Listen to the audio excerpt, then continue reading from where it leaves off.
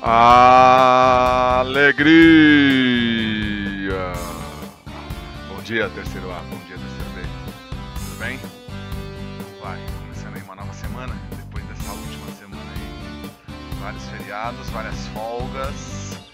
Semana da criança, na faculdade a gente chamava de semana de saco cheio. Agora a gente começa no ritmo da música, dançando. Obrigado aí pelas homenagens de dia do professor. Eu vi vários cartazes aí com o meu nome, fiquei bem contente. Feliz. É sempre muito legal. Uma satisfação muito grande dar aula a vocês. Crianças, depois da nossa última aula, que foi na terça-feira passada lá no Teams, foi a aula 7. Hoje a gente começa a nossa aula 8, gravada, 8 e 9, né? E a gente vai começar a falar de força magnética. Então a gente vai falar de força magnética. Então, olha só, até agora a gente estava vendo o campo magnético gerado por corrente elétrica em fio, em espira e solenoide, e vimos a regra da mão direita. Regra da mão direita, né? Dedão e dedos. Legal. Agora a gente vai ver qual é a força que isso produz, qual é a força magnética que isso produz. Tem toda uma questão teórica, um texto teórico aqui na página 15, para vocês darem uma olhada. Vocês podem estar lendo isso, vocês podem estar lendo esse textinho.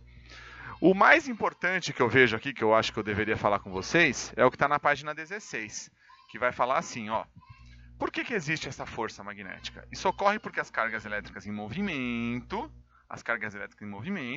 tal como estudamos no início da unidade, produzem um campo magnético. Esse campo magnético produzido pelas cargas interage com o campo magnético externo, resultando na aplicação de uma força. Então, ó, presta atenção, ó. Produzem um campo magnético. E esse campo magnético produzido pelas cargas interage com o campo magnético externo, resultado da aplicação de uma força magnética. Então, o que está acontecendo aí nesse caso? Vamos pensar, ó.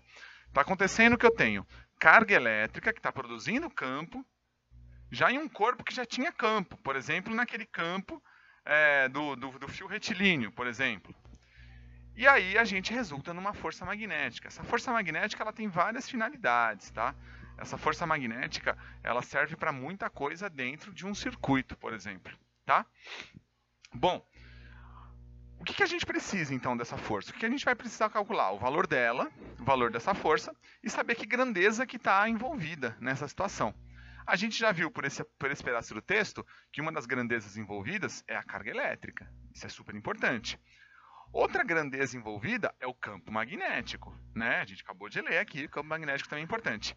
E a última grandeza é a questão da velocidade. Lembra, ó, que o campo magnético ele sai das pontas e até agora a gente não tinha comentado nada sobre as velocidades, porque a gente estava estudando ele num todo. Agora estudando ele mais profundamente, vamos pensar, mais centralizado na carga, a gente pode pensar que essa carga ela tem uma determinada velocidade. E aqui na nossa apostila, ele dá algumas situações para a gente, que são 3 situações, na verdade.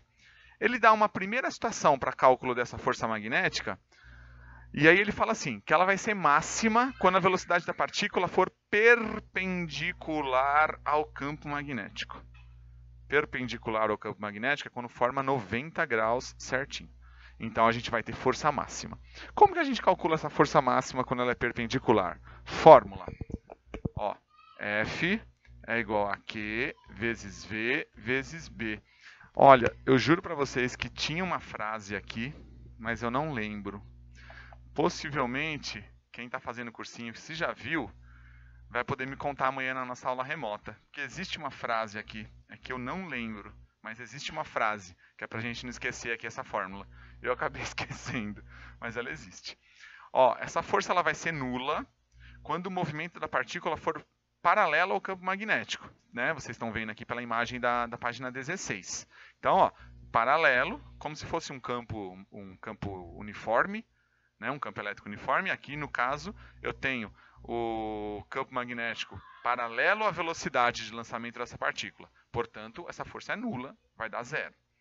E a gente tem um outro caso, que é quando aparecer ângulo, quando ele não for perpendicular. Quando não for perpendicular, quando ele estiver inclinado, vai aparecer aqui ó, na nossa equação Vou repetir aqui o comecinho. E aqui no final a gente entra com um ângulo, com um seno aí. Esse seno que fez o quê aqui, ó? Que ele não entrou perpendicular, né? Ele entra meio inclinadinho. Então aparece esse seno aí pra gente, tá bom? Legal. Assim como o campo magnético, que a gente aprendeu a calcular e a gente aprendeu a usar a regra da mão direita, aqui na força magnética, a gente também está vendo aqui como calcula essa força magnética. E agora eu preciso conversar com vocês sobre a regra da mão esquerda. Bom, quem está assistindo aqui deve ter percebido que eu dei uma pausada aqui, né? Acho que tem como perceber isso. Por que eu dei uma pausada? Porque eu tô passando aqui, né, com as fórmulas conforme a gente está vendo aqui, tô passando as páginas, a gente está na página 16, aí eu percebo que nossa apostila não usa a regra da mão esquerda, né? Ela continua falando para a gente usar a regra da mão direita, só que agora de um outro jeito, chamado de regra da mão estendida. Eu não aprendi assim. Então eu vou ensinar vocês o jeito que eu aprendi. Tá vendo meus dedos? Ó, mão esquerda. Ó meu dedo, ó. F, força. Ó, campo magnético.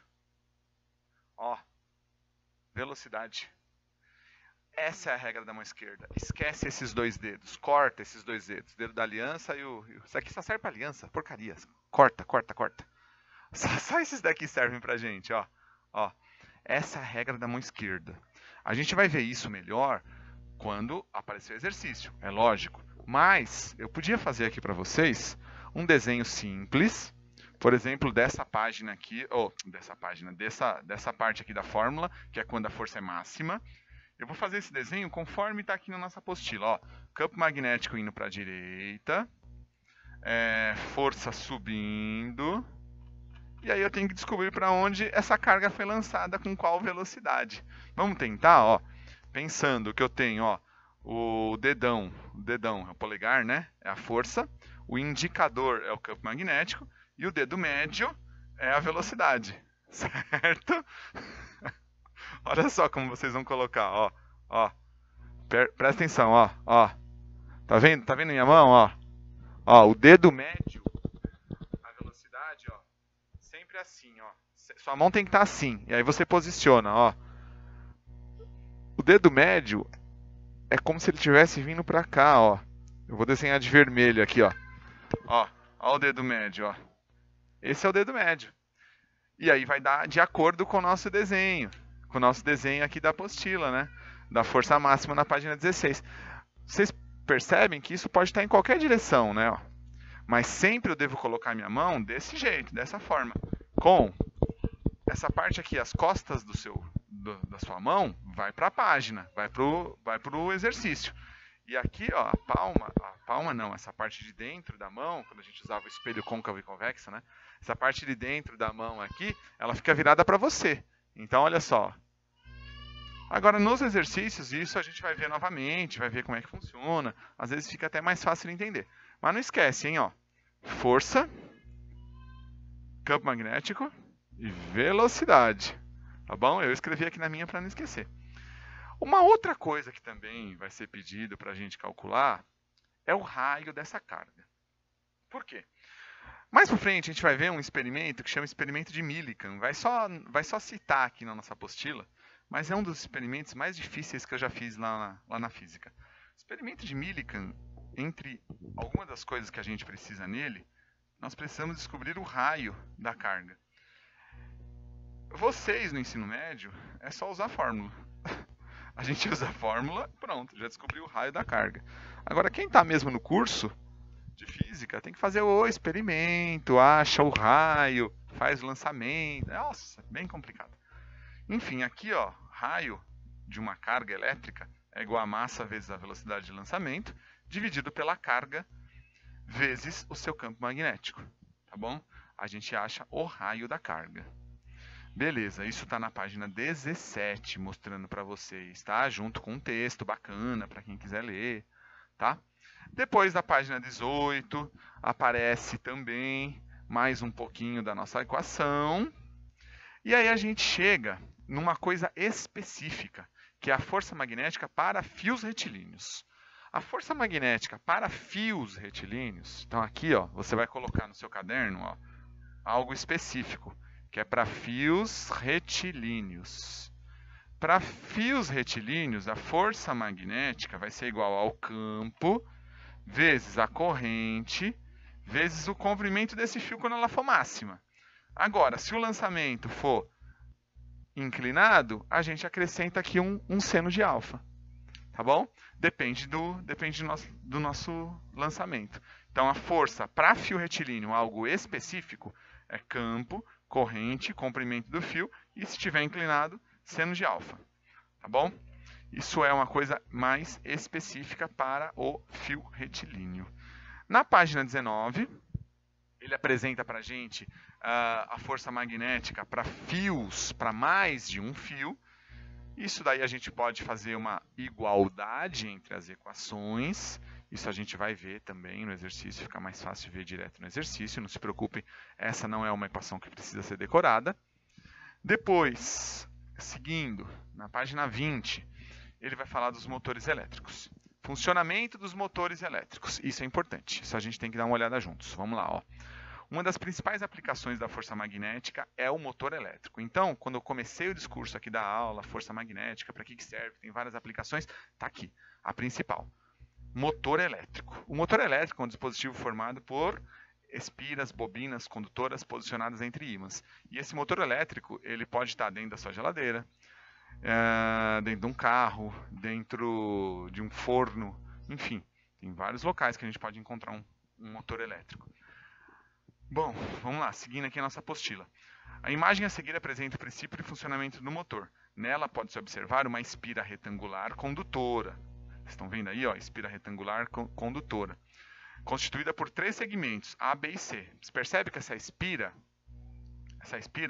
ela tem o A, que é do lado esquerdo, o B mais para cima e o C do lado direito.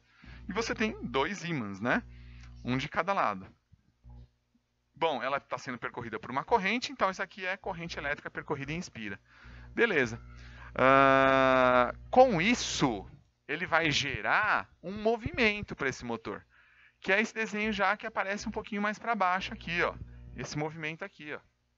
Esse é o funcionamento do motor, por exemplo, da sua geladeira. Fica lá na parte inferior da geladeira, geralmente, né? Fica até aberto, né? Geralmente. Esse é o funcionamento. Você conecta um fio ali, aquilo tá funcionando. Tem um experimento na página 21, que é bem difícil de fazer sozinho em casa, na quarentena, então não vou pedir. Se a gente estivesse na escola, faríamos. Em casa é difícil. Se alguém tiver curiosidade e quiser fazer, é um experimento de um motorzinho bem interessante. E na sequência chegam os exercícios, que é onde a gente vai agora perder um grande tempo. Eu acho que é o nosso tempo da nossa semana. É em cima desses exercícios das nossas aulas, tá bom? Então agora a gente vai direto começar a fazer a partir da página 22. Mas eu finalizo essa aula 8 agora aqui com vocês, e aí eu começo a fazer eles a partir da próxima, tá bom? A partir da aula 9. Aí eu tô acabando um pouquinho antes, se precisar de mais tempo, a gente pega um tempinho a mais na próxima aula, tá bom? Fica comigo, terceiro. Assiste já na sequência próxima. Abraços!